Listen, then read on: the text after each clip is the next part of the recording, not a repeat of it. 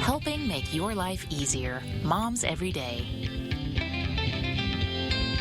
Hey everybody, welcome to Moms Every Day. I'm Hattie Cheek, back after having a few days off. And so today we have Dr. Day with us from Campbell Huntington Hospital. He's an orthopedic surgeon. And so we're talking about, what you deal with when it comes to teenagers, young people. When it comes to the trauma, what are you seeing in teenagers in West Virginia? Well, there's a couple of types of injury patterns we tend to see in the adolescent and teenage years. The low energy, the innocent type injuries, rough play, bicycle riding, falling from trees, and that's a common thing to see. But we'll also see some more high energy stuff that usually involves some form of gasoline and a misadventure. And these tend to be a little more serious, and they can be quite dramatic at times. What kinds of things are you seeing from those uses? You're saying from like cars and things of that nature? Cars, ATVs, motorcycles, anything of that nature. And it goes from being on the road, walking down the street, and being hit by a car, to driving and having an accident. And so the teens seem to be, a little more on the reckless side, I guess, when it comes to those things, or? Well, children, it's wonderful to be a child again, but they tend to they tend to see the world in an unexperienced view. There's no experience. They don't recognize the risks that are associated with certain behaviors, and they will go out and do things that are borderline reckless at times, and can have bad outcomes from these sort of things. One day they're falling from the tree just because they're playing in it, and the next they're driving a car and something happens. I guess that's how it changes in life. So when we talk about the times of years that this happens, I mean, is there a seasonal pattern that goes with the injuries that you see? Oh, yes. In the winter months, trauma tends to drop down. People aren't driving as much. You'll see more of these low energy things. People slip on ice and fall, and simple wrist fractures, forearm fractures. In the springtime, summer months, particularly in the fall, you'll get into these more high energy things. They get out and get on the motorcycles, get on their ATVs. Your teenagers that are driving age will be driving.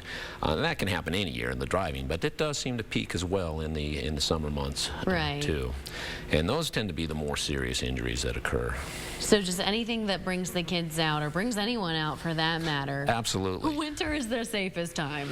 Well, you'll see a high number of a little spike in injuries in the hunting season in November, where people fall from tree stands, and also gunshot wounds as well. Yeah, unfortunately. Yeah.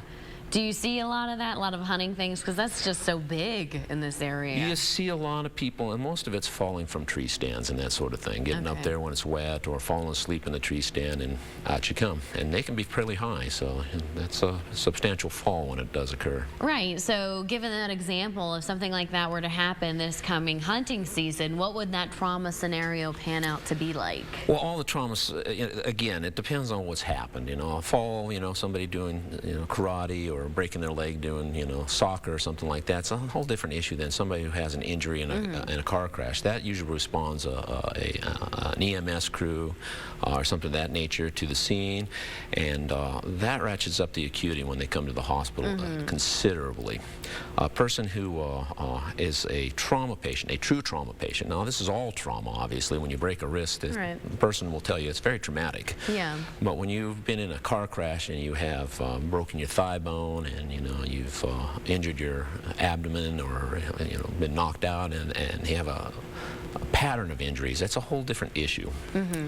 Coming into that activates a level of involvement in the ER that is multidisciplinary. You'll have the general surgeons, you'll have nursing, you'll have radiology, and it's a very dramatic event when that happens. All hands on deck kind of scenario. Yeah, exactly. So how do we prevent this, or what tips do you have for parents in order to keep these kinds of things from happening? Well, the best thing is education. There's laws, and really knowledge is your best preventative medicine. Okay, for ATVs, probably the simplest thing, and West Virginia has the highest injury and death rate per For capita ATVs. in the country. Wow, for ATVs. Yes. So that's just something you need to remember, the risks. You need to talk to your kids about it and maybe even be a little pushy on your end even when you don't want to. Absolutely. Wearing a helmet can prevent a vast majority of the fatal injuries that occur.